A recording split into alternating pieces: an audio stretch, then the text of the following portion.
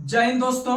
आज हम लोग पुनः उपस्थित हुए हैं अपने सुपर संडे में। और सुपर संडे में हम लगभग कोई डिटेल में जानकारी प्राप्त नहीं करेंगे। हम सीधा फास्ट में जो है कि इधर से उधर लगभग 200 से 300 क्वेश्चन आपको ये 25 से 30 मिनट के सेशन में आपको सिर्फ साइंस का मिलने वाला है। आप लोग टेंशन नहीं लीजिए। और हम जो है कि एक बहुत आश्चर्य की बात है कि हम बिना कोई थंबनेल वगैरह, जो है बहुत सारे छात्र बोलते हैं कि सर ये वीडियो में थंबनेल बना के डालिए बहुत अच्छा चलेगा, तो हम जो है कि कोई थंबनेल वगैरह नहीं डालते हैं। फिर भी मेरा वीडियो जो है कि ताबड़तोड़ रिकॉर्ड पे रिकॉर्ड बनाते हुए जा रहा है। बस यही है। देखिए कितना भी अच्छा कोई टीचर या कोई भी व्यक्ति अगर कितना अच्छा थंबनेल बना ले, वो थंबनेल पे वीडियो नहीं चलता है। भले आदमी वो देख के भले थोड़ा सा वो हो जाता है, एट्रैक्टिव होके वो ऑन कर देता है, लेकिन अंदर में कंटेंट कुछ रहता है, मतलब कुछ से कुछ बोलता है या फिर उस तरह मजा नहीं आता है, इनर्जेटिक नहीं मिलता है, कोई एग्जाम के दृष्टिकोण से मटेरियल नहीं मिल पाता है। लेकिन अगर मेरा थंबनेल ही नहीं है तो क्या हुआ, अंदर में इतना कंटेंट है कि एग्जाम को फाड़ के रख सकते हैं, कोई बड़ी बात नहीं है। चलिए,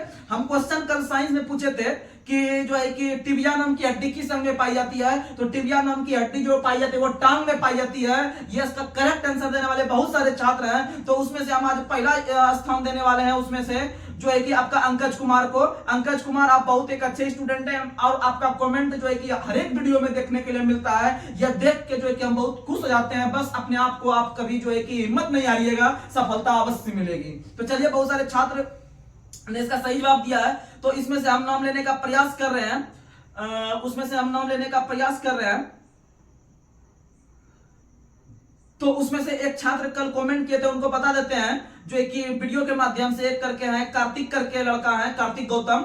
वो जो है कि लिखते हैं, भाई एक बात बताओ कि पीछे जो दो मैप है, सही बात है, इनको क्या बोल के खरीदूं दुकान पर। बिल्कुल सेम यही चाहिए। और प्राइस क्या है इनकी, तो कोई बात नहीं है, आपको सेम यही मिल जाएगा, आप टेंशन नहीं लीजिए। ऐसा नहीं कि इस तरह का मेरे अंदर टैलेंट आ गया है, यहाँ के बंदा में टैलेंट आ गया है तो यही मैप अगर जरूरी है, ऐसा कोई मतलब नहीं है। हम लोग भी जो है कि एक बिहार से संबंध रखते हैं, बिहार यूपी के बंदे हैं, और जो है कि उसमें से कोई टेंशन नहीं। आप जहां पर भी आप आराम से खरीद सकते हैं, चाहे मध्य प्रदेश से संबंध रखते हो, झारखंड से हो, या बिहार से हो, या एमपी से हो, या फिर आप यूपी से हो, तो उसमें से कहीं कोई मतलब नहीं है। सभी जो है कि हिंदी भाषा राष्ट्र आपका राज्य है, उसमें से आपको दिक्कत नहीं आएगा। आप दुकान पे जाके सिंपली आप जो है कि भारत का मैप और जो है कि आप जो है कि पूरा वर्ल्ड का मैप ले सकते हैं। आप आराम से अपने आप ये लगा दीजिएगा, इसमें बहुत सारा क्वेश्चन क्लियर हो जाता है मैप के द्वारा। तो चलिए, आप जो है कि जो छात्र बिना समय गवाए जो है कि इसका सही जवाब आंसर दिए हैं, तो उसमें से हम नाम ले लेते हैं फटाफट। तो उसमें से है आपके सागर, फिर है फ्यूचर स्टूडेंट, उसके बाद फिर है राठौर, फिर है उसका यूजर बाय, उसके बाद फिर है सुमित फिजिकल एकेडमी, उसके बाद है फिर है कुमार रूपेश, फिर है उसके बाद टाइम टू टाइम, फिर है विक्रम कुमार, फिर है चंदन कुमार, उसके बाद फिर है कुमार रूपेश, फिर है ऋषिका कुमारी, फिर है आपका अंकज कुमार, उसके बाद फिर है फोकस टारगेट। जय हिंद सर, बिल्कुल जय हिंद आप सबों को, आप लोग जॉब लीजिए। फिर उसके बाद है रंजित कुमार, उसके बाद फिर है उसके बाद फिर है आपका नवनीत कुमार, उसके बाद फिर है विष्णु शर्मा, उसके बाद फिर है भगत, उसके बाद चंदन राज। तो इस तरह से बहुत सारे छात्र ने इसका सही जवाब देने का प्रयास कीजिएगा। तो उसके बाद फिर जो है कि आज हम बिना कोई समय गवाए हुए और जो सिर्फ हम कंटेंट पे बात करेंगे, पूरा फास्ट करेंगे, ऑब्जेक्टिव टाइप से, कोई हम ज्यादा डिस्कशन आज नहीं करेंगे, क्योंकि सुपर संडे में अधिक से अधिक प्रीवियस क्वेश्चन को लिया जाता है, जो कि हम लोग एक सप्ताह के अंदर कर चुके होते हैं। तो चलिए हम शुरुआत करते हैं। थोड़ा फास्ट रहेगा सेशन, आप लोग जो है कि थोड़ा कोऑपरेट करके सुनने का प्रयास कीजिएगा, आप टेंशन नहीं लीजिए। तो चलिए, आप लोग को बताना है कि जीव विज्ञान का पिता किसे कहा जाता है? अरस्तु। जीव विज्ञान का पिता अरस्तु को कहा जाता है, प्राणी विज्ञान का पिता भी अरस्तु को कहा जाता है। लेकिन जीव विज्ञान शब्द का पहली बार प्रयोग आपका जो है कि ट्रेविरेनस और लेमार्क नाम के वैज्ञानिक ने 1801 में किया था, याद रखने का प्रयास कीजिएगा। लेकिन वनस्पति शास्त्र का जनक थियोफ्रेस्टस को कहा जाता है, वनस्पति विज्ञान का पिता थियोफ्रेस्टस को कहा जाता है, और थियोफ्रेस्टस ने ही पहली बार लाइकेन का भी प्रयोग किया था। और आप लोग को बता दें कि आपका वर्गीकी का पिता या फादर ऑफ टेक्सोनोमी के नाम से जानते हैं लिनियस को, और लिनियस ने ही आपका पहली बार जो है कि आपका एक पुस्तक लिखने का काम किया था, सिस्टमा नेचर, सिस्टमा नेचर। लेकिन origin of life Oparin, origin of life Oparin, origin of life, life को ओपन करना है, यानी ओरिजिन ऑफ लाइफ ओपेरिन। जब ओरिजिन ऑफ लाइफ ओपेरिन ने ले लिया तो ओरिजिन ऑफ स्पीसीज जो होगा डार्विन का हो जाएगा, ओरिजिन ऑफ स्पीसीज डार्विन। और डार्विन ने ही नेचुरल सिलेक्शन का सिद्धांत, नेचुरल सिलेक्शन का सिद्धांत, जिसे हम लोग प्राकृतिक चयनवाद के सिद्धांत के रूप में भी जानते हैं, चार्ल्स डार्विन ने इसका सिद्धांत दिया था, याद रखिएगा। आगे बढ़ते हैं। अगला क्वेश्चन आप लोग को बताना है जैव विकास को सबसे पहले किसने समझाया? लेमार्क ने। जैव विकास को सबसे पहले समझाया लेमार्क ने। अगला क्वेश्चन, चिकित्सा शास्त्र का जनक हिप्पोक्रेट्स को इसीलिए विभिन्न प्रकार के चिकित्सा डॉक्टर को जो है कि आपका बहुत प्रकार के कोर्स करने के बाद उसे हिप्पोक्रेट्स शपथ दिलाया जाता है। हिप्पोक्रेट्स शपथ दिलाया जाता है। आगे बढ़ते हैं। वनस्पति विज्ञान का पिता थियोफ्रेस्टस। अगला क्वेश्चन, रसायन विज्ञान का पिता लेवोजियर। रसायन विज्ञान का पिता लेवोजियर को कहा जाता है, याद रखने का प्रयास कीजिएगा, या कहीं कहीं लेवाइसियो भी लिखा रहता है, आप टेंशन नहीं लीजिएगा। और कंप्यूटर का पिता कहा जाता है चार्ल्स बेबेज को। और कंप्यूटर के निर्माण में सबसे अधिक योगदान वॉन न्यूमैन ने दिया था, याद रखने का। और आधुनिक कंप्यूटर का खोज 1946 में हुआ था। और कंप्यूटर के क्षेत्र में महान क्रांति 1960 में आया था। और कंप्यूटर का हिंदी नाम संगणक होता है। और इंटरनेट का हिंदी नाम सूचना राजपथ होता है। और इंटरनेट का पहली बार प्रयोग भारत में 1995 में किया गया था, याद रखने का प्रयास कीजिएगा। आगे बढ़ते हैं। अगला क्वेश्चन आप लोग को बताना है, मानव का विकास, इतिहास एवं रीति रिवाज एवं परंपरा का अध्ययन जो कहलाता है एंथ्रोपोलॉजी। क्या कहलाता है? एंथ्रोपोलॉजी। यानी मानव का जो विकास का अध्ययन कहलाता है वो एंथ्रोपोलॉजी कहलाता है। लेकिन आप लोग को बता दे, बुढ़ापे का अध्ययन जेरोंटोलॉजी, बुढ़ापे का अध्ययन जेरोंटोलॉजी, और नवजात शिशु का अध्ययन जो कहलाता है न्यूनटोलॉजी। नवजात शिशु का अध्ययन न्यूनटोलॉजी। और नवजात शिशु में हड्डियों की संख्या होती है 300। कितना होती है? 300 होती है, याद रखने का प्रयास कीजिएगा। और आप लोग को बता दे, हड्डी का अध्ययन ऑस्टियोलॉजी, यकृत का अध्ययन हेपेटोलॉजी, खून का अध्ययन हेमेटोलॉजी, कान का अध्ययन ओडोंटोलॉजी और ओडोलॉजी, और जो दांत का अध्ययन होता है वह होता है ओडोंटोलॉजी, और नाक का अध्ययन राइनोलॉजी, मस्तिष्क का अध्ययन फ्रेनोलॉजी। और आप लोग को बता दे कि यह जो आपका जो गुर्दा होता है, गुर्दा का अध्ययन नेफ्रोलॉजी, तंत्र का अध्ययन न्यूरोलॉजी, हड्डी का अध्ययन ऑस्टियोलॉजी, मांस का अध्ययन मायोलॉजी, और आपका हड्डी से हड्डी जोड़ जो कहलाता है उसका अध्ययन जो कहलाता है हड्डी से हड्डी जोड़, तो अलग नाम जानते हैं आप लोगों को, वो तो इजी क्वेश्चन है कि हड्डी से हड्डी जो जोड़ जो कहलाता है वो आपका लिगामेंटस कहलाता है। लिगामेंटस, हड्डी से हड्डी जोड़ का अध्ययन कहलाता है लिगामेंटस। लेकिन हड्डी से जोड़ का जो अध्ययन कहलाता है वो आपका टेंडन कहलाता है। आपको सूत्र बता चुके हैं, एमबीटी। लेकिन आप लोग को बता दे, हड्डी से हड्डी जोड़ का अध्ययन कहलाता है ऑर्थोलॉजी। और पर्वत का अध्ययन ओरोलॉजी। वहीं पर अगर हम बात करते हैं मिट्टी का अध्ययन पेडोलॉजी। उसके बाद मछलियों का अध्ययन इक्थियोलॉजी। उसके बाद अगर हम बात करते हैं आपका क्या कहते हैं, अगर हम बात करते हैं चंद्रमा के सतह का अध्ययन सेलेनोलॉजी। ब्रह्मांड का अध्ययन कॉस्मोलॉजी। तो ये प्रकार से क्वेश्चन था, आप याद रखने का प्रयास कीजिएगा। चलिए अब आगे बढ़ते हैं। अगला क्वेश्चन आप लोग को बताना है, ग्रहों के गति का नियम केपलर ने दिया है। लेकिन आप लोग को बता दे, सौरमंडल का खोज जो किया हुआ कोपरनिकस ने किया है। हमारे सौरमंडल का खोज कोपरनिकस के द्वारा 1540 ईस्वी में किया गया था। लेकिन ग्रहों का गति का नियम वो केपलर ने दिया था, याद रखने का प्रयास कीजिएगा। और केपलर ने जो दिया था पक्का-पक्की 1600 में, यानी सौरमंडल का खोज 1540 में जो किया था वो किया था कोपरनिकस ने। और ग्रहों का गति का नियम केपलर ने पक्का-पक्की 1600 में, 1600 में। और कोपरनिकस का संबंध पोलैंड से, और पोलैंड को जो हम लोग जानते हैं उसकी राजधानी जो है वो वारसा है। पोलैंड की राजधानी कहाँ है? वारसा है, याद रखने का प्रयास कीजिएगा। और आप लोग को बता दे पोलैंड की राजधानी वारसा हो गया, और वहीं से संबंध रखते हैं कोपरनिकस। लेकिन भैया केपलर कहां से, ये भी बता दीजिए। तो केपलर जर्मनी से, केपलर जर्मनी से, याद रखने का प्रयास कीजिएगा। और इसी का संदर्भ में आपको हम जो है कि आपको बताए थे, दो को सिद्धांत बताए थे। बताए थे भूकेंद्र सिद्धांत, एक बताए थे सूर्यकेंद्र सिद्धांत। भूकेंद्र यानी भू यानी भुट्टा जो खाते हैं, ट्रिक बताए होंगे, जो रेगुलर रहेंगे उनको याद होगा। भुट्टा यानी भूकेंद्र, टॉलमी यानी भूकेंद्र टॉलमी। अब जब भुट्टा हो गया तो एक बताए थे सूखा सूर्यकेंद्र कोपरनिकस। अब कोपरनिकस का संबंध पोलैंड से, पोलैंड। आगे बढ़ते हैं। अगला क्वेश्चन आप लोग को बताना है, E बराबर MC स्क्वायर समीकरण किसने दिया? आइंस्टीन ने। E बराबर MC स्क्वायर सिद्धांत दिया आइंस्टीन ने, जिसे सापेक्षता का सिद्धांत भी कहते हैं, अपेक्षता का सिद्धांत भी कहते हैं, थ्योरी ऑफ रिलेटिविटी भी कहते हैं। और यह सिद्धांत के लिए जो है कि इनके आगे चलकर प्रकाश विद्युत प्रभाव के लिए इन्हें 1921 में नोबेल पुरस्कार से भी सम्मानित किया गया। और याद रखिएगा, आइंस्टीन का संबंध जर्मनी से था, लेकिन आइंस्टीन का जन्म जर्मनी में हुआ था, लेकिन वह पले बड़े अमेरिका में। कहां बड़े? अमेरिका में। आगे बढ़ते हैं। जड़त्व का नियम किसने दिया है? गैलीलियो।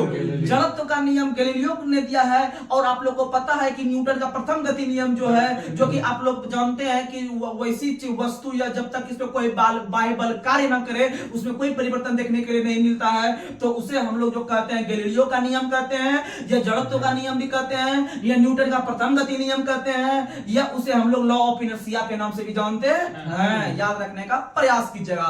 और न्यूटन के दूसरे गति नियम से F बराबर ma, F बराबर ma, F बराबर ma, और F बराबर ma में यानी F यानी फोर्स बराबर हो गया आपका द्रव्यमान गुना त्वरण, द्रव्यमान गुना त्वरण। और न्यूटन के तीसरे गति नियम को आपका क्रिया प्रतिक्रिया नियम भी कहते हैं, क्रिया प्रतिक्रिया नियम भी कहते हैं, यानी आप उसको एक थाप मारिएगा वो भी आपको एक थाप मार देगा। आगे बढ़ते हैं। अगला क्वेश्चन आप लोग को बताना है, अगला क्वेश्चन आप लोग बताइए, प्राकृतिक वर्ण का सिद्धांत किसने दिया है? डार्विन। प्राकृतिक चयन या प्राकृतिक वर्ण या नेचुरल सिलेक्शन सब मारेंगे डार्विन। क्या मारेंगे? डार्विन। अगला क्वेश्चन, उत्परिवर्तन का सिद्धांत किसने दिया है? Hugo de व्रिज। उत्परिवर्तनवाद का सिद्धांत दिया है ह्यूगो डी व्रिज ने। याद रखने का प्रयास कीजिएगा। अगला क्वेश्चन आप लोग को बताना है, विकास का सिद्धांत किसने दिया है? डार्विन मारेंगे। विकास का सिद्धांत किसने दिया है? डार्विन ने। लेकिन जैव विकास को पहली बार समझा लेमार्क ने, जैव विकास को पहली बार समझा लेमार्क ने। याद रखने का प्रयास कीजिएगा। आगे बढ़ते हैं। अनुवांशिकी का पिता किसे कहते हैं? Gregor John Mendel. अनुवांशिकी का पिता ग्रेगर जॉन मेंडल को कहा था। याद रखने का प्रयास कीजिएगा। लेकिन आप लोग को हम बता चुके हैं कि वर्गीकी का पिता लिनियस, वर्गीकी का पिता लिनियस। याद रखिएगा। आगे बढ़ते हैं। अगला क्वेश्चन, मेंडल ने अपने प्रयोग के लिए किस पौधे का चयन किया था? तो मटर का, यानी गार्डन पीका, गार्डन पीका।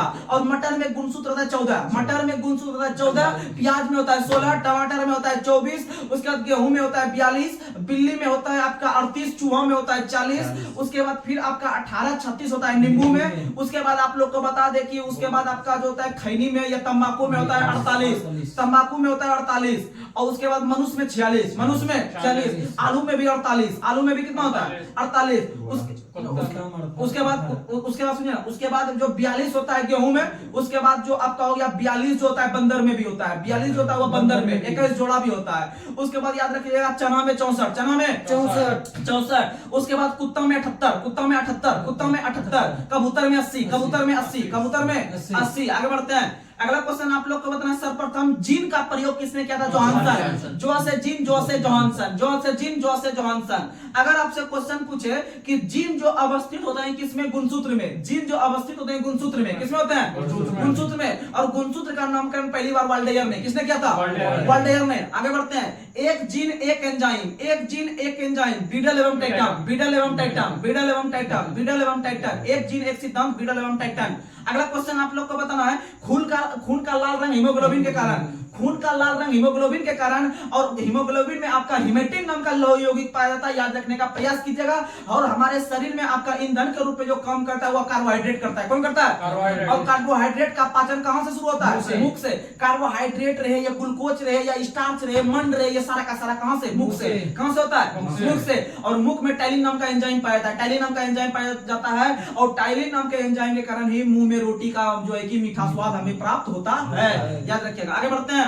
अगला क्वेश्चन, खून का थक्का जो नहीं जमता है किस रोग में? हीमोफीलिया में। हीमोफीलिया रोग एक प्रकार का शाही रोग है, क्योंकि यह सबसे पहले हीमोफीलिया रोग हुआ था, यह ब्रिटेन के शासिका को हुआ था, इसीलिए वो शाही परिवार में हुआ था। इसीलिए याद रखिएगा हीमोफीलिया रोग को शाही रोग के नाम से जानते हैं। और यह एक प्रकार का जो होता है, एक प्रकार का आपका जेनेटिक चलने वाला बीमारी है, आपका जो है कि पीढ़ी दर पीढ़ी चलने वाला बीमारी है। याद रखिएगा। और हीमोफीलिया रोग में खून का थक्का नहीं बनता है। याद रखने का प्रयास कीजिएगा। और रक्त का जो थक्का बनता है विटामिन के कारण बनता है। और विटामिन के अगर जो है कि अगर नहीं है ऑप्शन में, तो अगर आपका फाइब्रिनोजेन रहे, थ्रोम्बिन रहे, प्रोथ्रोम्बिन रहे, तो आप इसमें टिक आउट कर सकते हैं। और रक्त का थक्का जो नहीं बनता है हिपेरिन के कारण, हिपेरिन के कारण। याद रखिएगा, हिपेरिन के कारण। आगे बढ़ते हैं।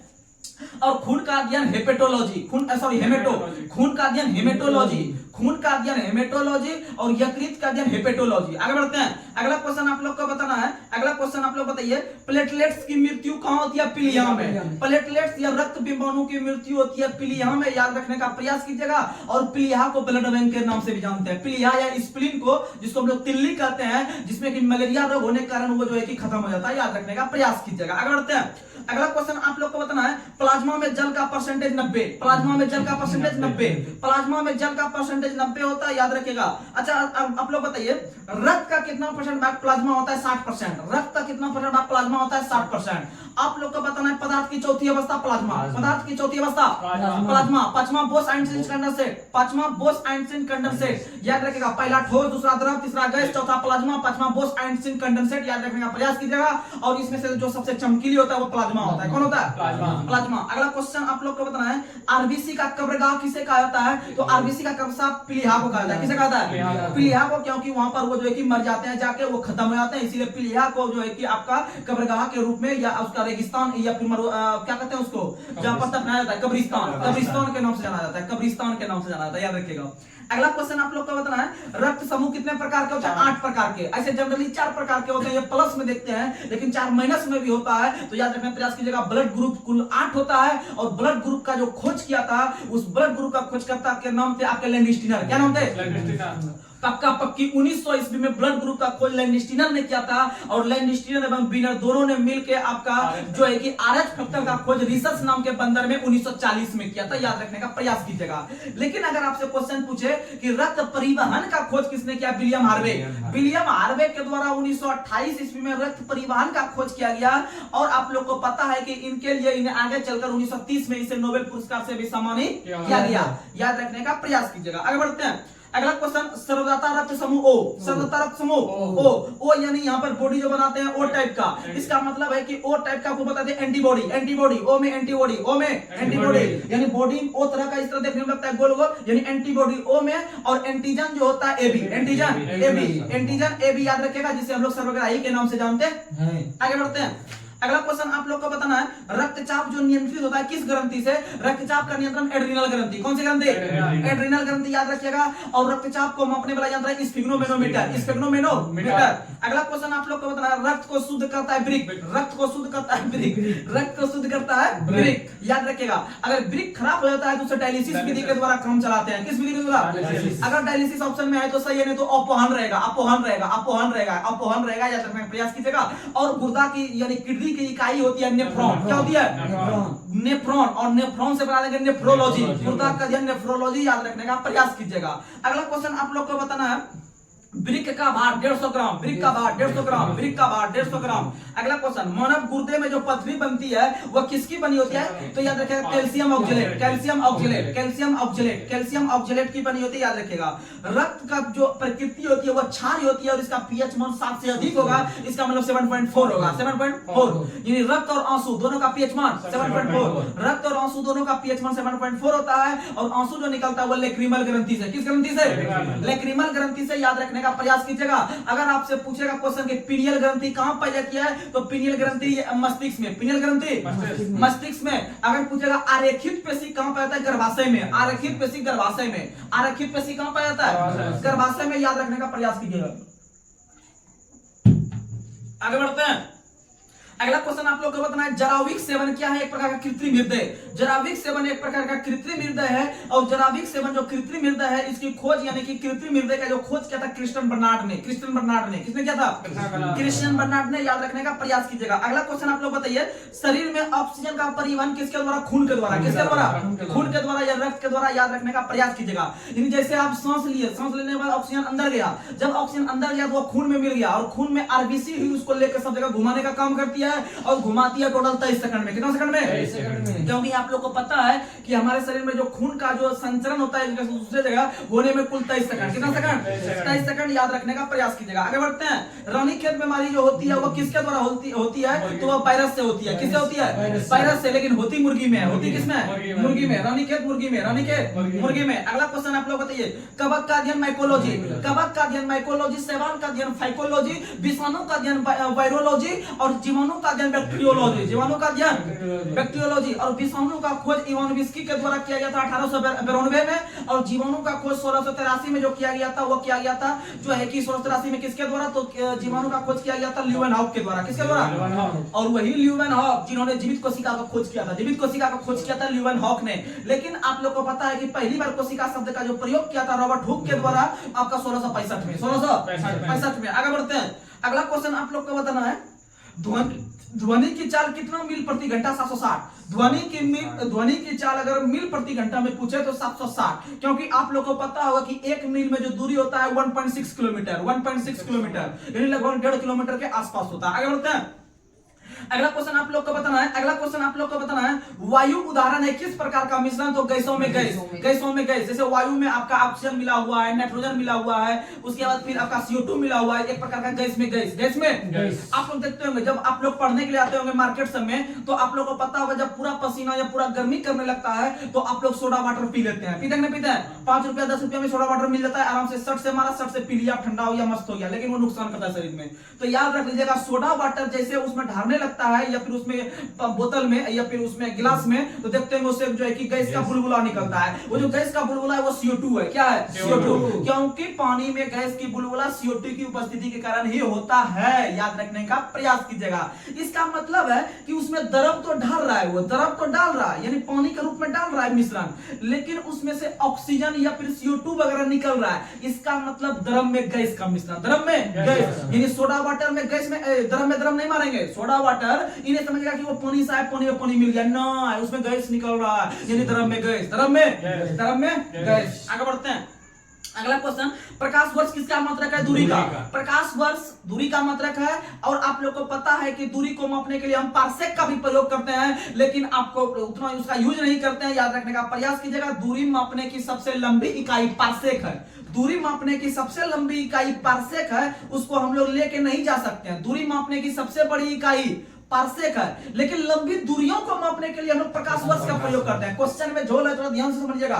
दूरी मापने की सबसे लंबी इकाई, नहीं कहते हैं ये लंबा बांस है, इसको कैसे लेके जाएगा? एक काम करो, छुटके लेके चल जाते हैं, आराम से नाप लेंगे जो है कि अच्छा से, इसको लेके जाने में प्रॉब्लम होगा खेत में। तो इसका मतलब पार्सेक वही है, लंबा वाला चीज है, पार्सेक लंबा वाला चीज है। यानी याद रख लीजिएगा कि ऐसे कोई दिक्कत नहीं है, यहाँ लग रहा है तो कोई दिक्कत नहीं है, आप लोग भी कोऑपरेट कीजिएगा, टेंशन नहीं लीजिएगा। हमारे जो है कि साथी हैं जो कि बहुत मेहनत करते हैं दिन भर, तो याद रखिएगा कि कोई दिक्कत नहीं है, पढ़िए, कोई दिक्कत नहीं, अरे होता है। तो फिर याद रखिएगा कि अगर पूछे सबसे लंबा, याद रखिएगा आपका प्रकाश वर्ष जो है वह दूरी का मात्रक है, लेकिन पार्सेक में क्या झोल होता है? तो याद रखिएगा पार्सेक जो है बहुत लंबा है, उसको लेके जाने में खेत में बहुत प्रॉब्लम होता है, दूरी मापने को बहुत प्रॉब्लम होता है, इसीलिए प्रकाश वर्ष का यूज कर लेते हैं दूरी मापने में। तो याद रखिएगा दूरी मापने की सबसे बड़ी इकाई पूछेगा पार्सेक, क्योंकि वो लंबा है, लेकिन उसका यूज हम नहीं करते हैं मापने में, वो लेके जाने में प्रॉब्लम होता है। तो याद रखिएगा कि लंबी दूरी को मापने के लिए हम लोग प्रकाश वर्ष का प्रयोग करते हैं। किसका प्रयोग करते हैं? प्रकाश वर्ष का। याद रखिएगा एक प्रकाश वर्ष यानी 1 लाइट ईयर का जो मान होता है, यानी 1 वर्ष में तय की गई दूरी को जो है कि प्रकाश वर्ष कहते हैं। तो याद रखिएगा 1 प्रकाश वर्ष का मान होता है 9.46 गुना 10 पे पावर 15 मीटर, 15 मीटर, और अगर पावर 12 लगा देंगे तो किलोमीटर। याद रखिएगा। आगे बढ़ते हैं। अगला क्वेश्चन आप लोग को बताना है, अगला क्वेश्चन आप लोग बताइए। आप लोग को बताना है कि कोशिका का अनुवांशिकी पदार्थ क्या है? डीएनए। कोशिका का अनुवांशिकी पदार्थ डीएनए है, और डीएनए का फुल फॉर्म होता है डीऑक्सीराइबोन्यूक्लिक एसिड। और आप लोग को बता दें कि कोशिका का अध्ययन साइटोलॉजी, कोशिका का अध्ययन साइटोलॉजी, कोशिका का अध्ययन साइटोलॉजी, और उत्तक का अध्ययन हिस्टोलॉजी, उत्तक का अध्ययन हिस्टोलॉजी, उत्तक का अध्ययन हिस्टोलॉजी। अगला क्वेश्चन, कोशिका के भीतर श्वसन का केंद्र जो स्थित होता है माइटोकॉन्ड्रिया में, कहां होता है? इसीलिए माइटोकॉन्ड्रिया को कोशिका का शक्तिगृह के नाम से जानते हैं। आत्महत्या की थैली लाइसोसोम, आत्महत्या की थैली लाइसोसोम। अगर पूछेगा कि हमारे शरीर में यातायात प्रबंधक के रूप में गोल्जी का है, यातायात प्रबंधक के रूप में गोल्जी का, या हमारे शरीर में पुलिस के रूप में या पुलिस इकाई के रूप में किसे जानते हैं, या यातायात प्रबंधक के नाम से जानते हैं गोल्जी का है, किसे जानते हैं? और गोल्जी का या गोल्जी बटी का खोज बोबेरी ने, किसने किया था? बोबेरी ने। आगे बढ़ते हैं। अगला क्वेश्चन आप लोग को बताना है, दूध से क्रीम निकालने पर उसका घनत्व बढ़ जाता है, दूध से क्रीम निकालने पर उसका घनत्व बढ़ जाता है। और आप लोग को पता है कि घनत्व बराबर होता है द्रव्यमान बटे आयतन, घनत्व बराबर द्रव्यमान बटे आयतन, और द्रव्यमान को मापते हैं केजी में और आयतन को मीटर क्यूब में, यानी केजी प्रति मीटर क्यूब जो है वो आपका घनत्व का मात्रक है। किसका मात्रक है? वहीं आपेक्षिक घनत्व की जब हम बात करेंगे तो बेचारा आपेक्षिक घनत्व जो है उसका कोई मात्रक ही नहीं है, वो एक प्रकार का विमाहीन राशि है। याद रखिएगा। और विकृति भी विमाहीन है। और उसके बाद आवर्धन क्षमता भी सीमाहीन है, याद रखेगा, ऐसा कोई मात्रा नहीं है। अगला क्वेश्चन, इंद्रधनुष में कुल कितने रंग? इंद्रधनुष में कुल कितने रंग? बीच में हरा, बीच में हरा। और इंद्रधनुष जो बनता है वह जस्ट बारिश के बाद बनता है। और इंद्रधनुष जो बनते हैं वो दो प्रकार के बनते हैं, एक होता है प्राथमिक इंद्रधनुष, एक होता है द्वितीयक इंद्रधनुष। और प्राथमिक इंद्रधनुष में जो बाहर की ओर रंग होता है वह लाल रंग होता है। कौन रंग होता है? लाल रंग। और आप लोग को बता दें, द्वितीयक इंद्रधनुष में जो बाहर के रंग होता है वो बैगनी होता है। कौन सा होता है? बैगनी होता है, याद रखने का प्रयास कीजिएगा। और सबसे अधिक तरंगधर होता है लाल का, सबसे अधिक तरंगधर लाल का, सबसे कम तरंगधर जो होता है वह बैगनी का होता है। किसका होता है? बैगनी का, याद रखने का प्रयास कीजिएगा। और तरंग की चाल बराबर सूत्र होता है, तरंग की चाल बराबर सूत्र होता है आवृत्ति गुना तरंगदैर्घ्य, आवृत्ति गुना तरंगदैर्घ्य, यानी तरंग की चाल बराबर सूत्र होता है एन लैम्डा। क्या होता है? एन लैम्डा, यानी आवृत्ति गुना तरंगदैर्घ्य, आवृत्ति गुना तरंगदैर्घ्य। और आवृत्ति का मात्रक हर्ट्ज, आवृत्ति का मात्रक हर्ट्ज, आवृत्ति का मात्रक हर्ट्ज। और तरंगदैर्घ्य का मात्रक एंगस्ट्रॉम, तरंगदैर्घ्य का मात्रक एंगस्ट्रॉम। और तरंगदैर्घ्य को जो एंगस्ट्रॉम में हम मापते हैं, लेकिन एंगस्ट्रॉम को भी जो दर्शाते हैं वो मीटर में दर्शाते हैं, क्योंकि तरंगदैर्घ्य को सामान्यतः हम लोग मीटर में मापते हैं। किसमें मापते हैं? क्योंकि एक एंगस्ट्रॉम का जो एक तरंगदैर्घ्य के अंदर जो एक एंगस्ट्रॉम का मान होता है वह 10⁻⁻10 मीटर के बराबर होता है। इसीलिए तरंगदैर्घ्य को हम लोग दर्शाते हैं छोटे छोटे इकाई मीटर के रूप में। आगे बढ़ते हैं। अगला क्वेश्चन आप लोग को बताना है, प्रकाश की चाल सबसे अधिक निर्वात में, प्रकाश की चाल सबसे अधिक निर्वात में, लेकिन निर्वात में सिर्फ प्रकाश की चाल चलती है, निर्वात में जो है कि आपका हवा नहीं है, इसीलिए वहां ध्वनि नहीं पहुंच पाएगा। याद रखने का प्रयास कीजिएगा। इसीलिए याद रखिएगा, निर्वात में प्रकाश जा सकता है, प्रकाश को चलने के लिए कोई माध्यम की आवश्यकता नहीं होती है, लेकिन ध्वनि को चलने के लिए माध्यम की आवश्यकता होती है। याद रखने का प्रयास कीजिएगा। इसीलिए आप जो है कि अंतरिक्ष में जाइएगा तो अगर आप कुछ बात करते हैं तो दूसरे आदमी नहीं सुन पाएगा, क्योंकि वहां पर जो कि हवा नहीं है। आगे बढ़ते हैं। प्रकाश का वेग सबसे पहले किसने मापा था? रोमन ने। प्रकाश का वेग सबसे पहले रोमन नाम के वैज्ञानिक ने 1676 ईस्वी में मापा था। और आप लोग को बता दे, प्रकाश के संबंध में कल आपको हम दो नियम बताए थे, एक बताए थे प्रकाश का तरंग सिद्धांत, एक बताए थे प्रकाश का कणिका सिद्धांत। लेकिन कणिका हम इस साइड में हाथ से करके दिए थे कल। तो प्रकाश का कणिका सिद्धांत जो दिया था, प्रकाश का कणिका नो आ रहा है न्यूटन, प्रकाश का कणिका सिद्धांत न्यूटन। अब प्रकाश में तरंग गो आ रहा है हैगन, तो गो आ रहा है हैगन, यानी प्रकाश का कणिका सिद्धांत न्यूटन, प्रकाश का तरंग सिद्धांत हाइगन्स। और सभी प्रकाश विद्युत चुंबक तरंगें जो बनी होती है फोटोन की, किसकी बनी होती है? और फोटोन का आवेश 0, फोटोन का आवेश 0। और फोटोन का खोज आइंस्टीन, फोटोन का खोज जिन्होंने E = mc² का नियम दिया था। आगे बढ़ते हैं। अगला क्वेश्चन आप लोग को बताना है, तेल की बत्ती जो ऊपर बढ़ता है केशिकत्व के कारण, किसके कारण? केशिकत्व के कारण। याद रखने का प्रयास कीजिएगा। अगला क्वेश्चन, हीरा जो चमकता है और मरुस्थल में जो मृग मरीचिका बनता है वह पूर्ण आंतरिक परावर्तन, किसके कारण? पूर्ण आंतरिक परावर्तन के कारण। अगला क्वेश्चन कल पीछे पूछे थे, भू-स्थिर उपग्रह की ऊंचाई 36,000 किलोमीटर, 36,000 किलोमीटर। आप लोग बताइए कि आप लोग को बताना है कि एक यूनिट जो बिजली उठता है आपके घर में उसका मान कितना जूल के बराबर? तो आप लोग बताइएगा 3.6 × 10⁶, 3.6 × 10⁶ जूल के बराबर होता है। और याद रखिएगा, इसी को हम लोग 1 किलोवाट घंटा के नाम से जानते हैं, क्योंकि 1 किलोवाट घंटा जब गुना कीजिएगा तो 3.6 × 10⁶ जूल के बराबर आएगा। आगे बढ़ते हैं। अगला क्वेश्चन आप लोग को बताना है, नाभ के विखंडन में प्रयुक्त होता है न्यूट्रॉन, नाभ के विखंडन में ट्रिगर के रूप में प्रयुक्त होता है न्यूट्रॉन। याद रखने का प्रयास कीजिएगा। और न्यूट्रॉन का जो खोज किया था वो चैडविक ने, किसने किया है? चैडविक ने। Electron J Thomson, electron J Thomson. Proton का खोज किया है चैडविक ने, सॉरी गोल्डस्टीन ने। प्रोटॉन का खोज किया है गोल्डस्टीन ने, और न्यूट्रॉन का खोज किया है चैडविक ने। लेकिन न्यूट्रिनो का खोज किया है पॉली ने, न्यूट्रिनो का खोज किया है पॉली ने। लेकिन याद रखिएगा, इलेक्ट्रॉन का एंटीकरण का नाम है आपका पॉजिट्रॉन, और पॉजिट्रॉन का खोज किया एंडरसन ने, पॉजिट्रॉन का खोज किया है। और फोटोन आइंस्टीन, फोटोन आइंस्टीन। अगला क्वेश्चन आप लोग को बताना है।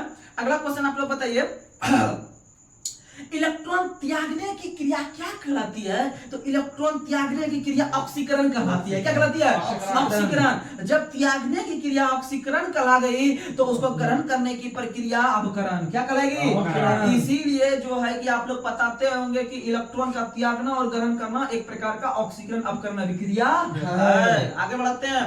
अगला क्वेश्चन, प्रोटॉन का भार इलेक्ट्रॉन के भार का कितना गुना होता है? तो याद रखिएगा 1840 गुना। कितना गुना? 1840। क्योंकि इलेक्ट्रॉन पर कोई भार नहीं होता, इलेक्ट्रॉन का चार्ज जो है कि वह माइनस में रहता है और प्रोटॉन का भार प्लस में रहता है, इसीलिए इलेक्ट्रॉन का 1840 गुना अधिक भार है। किसका? प्रोटॉन का। किसका है?